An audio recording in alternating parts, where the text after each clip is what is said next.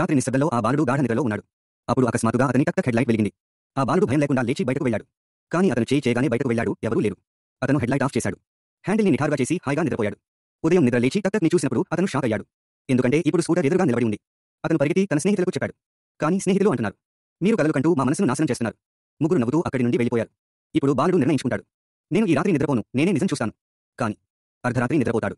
అతను ఉదయం మేల్కొన్నప్పుడు టుక్ టక్ దాని స్థానంలో ఉంది. ఆ బాలుడు కాస్త రిలాక్స్ అయ్యాడు.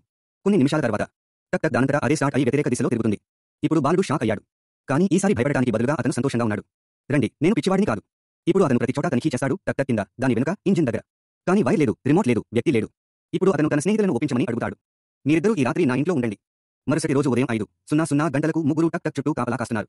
మరియు ఉదయం 6:00 గంటల తర్వాత టక్ టక్ దానంతటా అదే తిరిగి వ్యతిరేక దిశలో వెళ్ళింది. ఇప్పుడు ముగ్గురు స్నేహితులు ఒకరి ముఖాలను ఒకరు చూసుకోవడం ప్రారంభించారు. అప్పుడు ఒక స్నేహితుడు ఇలా అన్నాడు, అన్నయ్య, ఎవరో దేవుడు దానిలోకి వచ్చినట్లుంది.